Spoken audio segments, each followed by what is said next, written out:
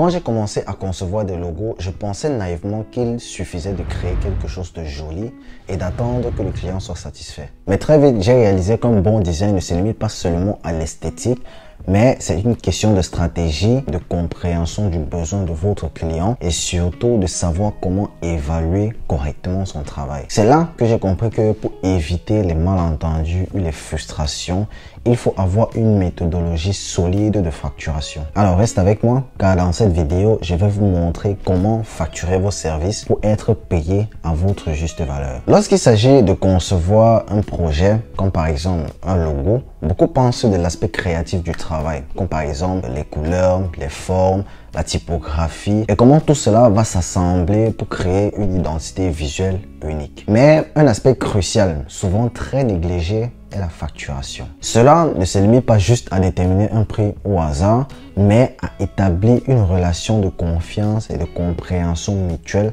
avant même de commencer la première conception. Alors tout d'abord, on va commencer par le premier aspect qui est à comprendre les attentes du client. Alors, vous devez savoir que tout commence par le client.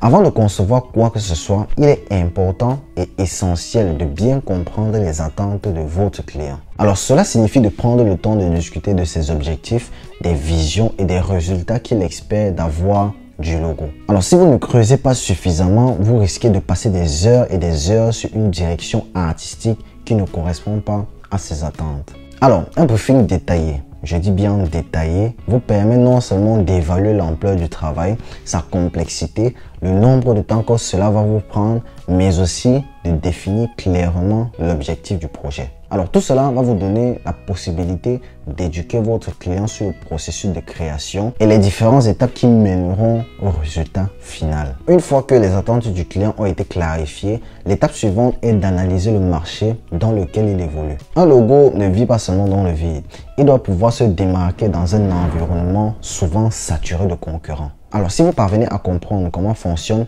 les marchés, les tendances actuelles et à comprendre aussi ce que font les concurrents, il sera facile pour vous de pouvoir créer quelque chose non seulement épuré, mais aussi très efficace. Mais aussi, en comprenant comment fonctionne la concurrence, ça vous évitera de créer quelque chose qui existe déjà. Ce qui pourrait vraiment dévaluer l'impact que la marque pourrait avoir sur le marché. Alors, quand on parle de l'objectif de la marque, on parle de quels sont les éléments clés que le logo doit incarner. Pour cela, il est crucial de travailler étroitement avec votre client pour identifier les valeurs de sa marque et comment cela peut être facilement traduit visuellement. Alors, après avoir compris l'attente du client, après avoir analysé le marché et après avoir défini l'objectif de la marque, on va tomber sur quelque chose que beaucoup de designers ne connaissent pas. La proposition de projet. Alors ça, c'est une phase que beaucoup de designers négligent, du moins ne connaissent pas du tout. Pourtant, c'est une phase très importante dans la facturation de leur projet. Alors, c'est quoi la proposition de projet? C'est un document qui comporte tous les éléments que j'ai cités dès le début, que ce soit les attentes du client, l'analyse du marché, l'objectif de la marque et aussi d'autres éléments tels que le prix estimé, alors pourquoi vous devez me choisir, la complexité du projet, le nombre de temps que cela va vous prendre et plein d'autres éléments. C'est à cette étape-là que vous allez comprendre si votre client est avec vous ou pas. Fini les bas, tu peux me faire une proposition de logo, je vais voir si je pourrais te payer ou pas, ou bien quels sont tes prix, fini tout ça. Alors, ce document-là va vous permettre d'être plus professionnel. Alors, je vais vous montrer un exemple de proposition de projet que j'ai faite pour un vrai client et j'espère que vous allez faire de mieux. Alors, pour commencer, nous avons là la cover. Sur la cover, nous avons le titre en soi, proposition de projet, mon logo, la date auquel la proposition a été faite et pour qui la proposition a été faite, c'est-à-dire pour la marque Inno. Alors Inno, c'est une entreprise d'architecture et nous avons là le CEO, le nom du CEO qui est Ingrid Novak et il a été présenté par moi. Si on va plus profondément dans le document, nous avons la table des matières qui comporte pourquoi travailler avec moi. Je partage avec vous alors ma vision et ma mission. Il est très important de partager avec votre client quelle est votre mission et quelle est votre vision. Nous avons le calendrier du projet, combien de temps le projet va vous prendre. Nous avons le coût estimé du projet, nous avons la décomposition du projet. Alors, comment le projet sera décomposé? Nous avons des clients très aimables. Alors, les clients avec qui j'ai déjà travaillé. Pour commencer, nous avons pourquoi travailler avec moi. Il est très important pour vous de mentionner pourquoi le client doit vous choisir en tant que designer. Très important. Alors, il est très important de donner votre mission et votre vision ainsi que vos valeurs. C'est très important. Ensuite, nous avons le calendrier du projet, c'est-à-dire le nombre de temps que cela va vous prendre. Si on regarde là, vous aurez la première semaine, la découverte, c'est-à-dire l'analyse du projet, comment vous allez analyser, l'analyse de la concurrence et tout ce qui va avec. Ensuite, nous avons la conception de logo, ce qui va prendre maximum 2 semaines. Alors, pour un designer assez professionnel ou expert en design, c'est maxi 2 semaines, mais ça peut aller jusqu'à 1 mois, parfois jusqu'à 2 mois. Alors, vous avez là les révisions. Concernant, ça peut arriver que après avoir fait la conception de votre logo, votre client aimerait avoir une révision, aimerait avoir des petites modifications.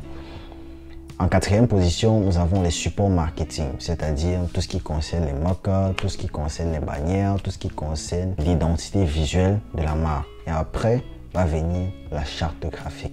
Alors les livrables, c'est tout ce qui concerne les aspects détaillés des étapes que j'ai mentionné. Et vous avez là un temps estimé. Alors vous allez donner un temps estimé à votre client qui est de 8 semaines. Alors tout dépend de comment vous travaillez, tout dépend de comment vous jugez votre temps en fonction de la complexité du projet. Alors concernant le coût du projet, nous avons là une table qui définit les différents services, les différentes étapes que j'ai mentionnées là-haut avec leur description et leur prix estimé. Bon, c'est vrai, j'ai pas voulu mettre le prix car c'est un peu assez privé pour le client. Concernant le service, nous avons là la découverte de la marque. Comme je l'ai dit tantôt, ça concerne les attentes du client, l'objectif et la concurrence. Alors tout cela, vous devez pouvoir essayer de les analyser et définir un prix. La conception de logo, vous devez définir un prix. La révision, vous devez définir un prix. J'ai mis optionnel entre parenthèses parce que ça peut arriver que le client se décide sur la conception que vous avez fait. Alors, il y a la charte graphique, vous allez définir un prix. Il y a les actifs de la marque, tout ce qui concerne les mock-ups et l'identité visuelle de la marque. Alors, vous avez là les supports marketing. Alors, j'ai mis entre parenthèses par mois car ça peut arriver que votre client aimerait que vous l'aidez à pouvoir concevoir des designs pour leurs réseaux sociaux. Ensuite, nous avons là le motion design. Alors, si vous avez une compétence dans le motion design, cela sera un plus pour vous. Vous allez définir le prix et en bas, vous aurez le prix total. Il est très important, encore une fois, de définir les termes et les conditions. Les termes les plus importants est 50% au début et 50% à la fin du travail. Alors, concernant les décompositions du projet, c'est ici que vous allez décomposer chaque étape de votre projet. Quand il s'agit de la découverte et de la recherche, comme je l'ai dit, la recherche concurrentielle, la cartographie des mots, très importante, les attentes du client. Quand je dis attentes du client, vous devez faire un questionnaire que vous allez présenter à votre client. Il va pouvoir répondre à ces questionnaires. L'idéation et la création. Quand il dit l'idéation, c'est la conception des croquis, l'affinage des croquis, la sélection des concepts, la création de logos, et l'identité visuelle, l'appel de présentation de logo et l'identité de la marque. Alors, tout ce qui concerne la création et la conception. Alors, ce qui concerne les livrables, vous avez le logo primaire, le logo secondaire, les palettes de couleurs, la typographie, la charte graphique et plein d'autres. Alors, si on va sur mes clients satisfaits, il est très important pour vous de montrer les clients avec qui vous avez travaillé. Très important de montrer le rendu, de montrer leur logo et de montrer aussi les retours de quelques clients car c'est très important pour la confiance que vous allez donner à votre client. Montrez le retour de vos clients, montrez directement les brandings de leur logo ou bien de leur marque. Très important pour vous montrer votre professionnalisme avec votre travail. Et à la fin, vous avez une page de fin avec vos différentes coordonnées et voilà. Alors, comme je le dis toujours, j'aime faire des cadeaux. Ce document, vous allez le trouver totalement gratuit dans le lien qui est en bas de la description. N'hésitez pas à les télécharger. Voilà, j'espère que tout cela va vous aider à être plus professionnel. J'espère que cette proposition de projet va vous aider à être payé à votre juste valeur. Si vous avez aimé la vidéo, n'hésitez pas de liker, commenter, partager. C'est tout ce que je vous demande. On se dit à la prochaine pour une nouvelle vidéo. C'était Alex.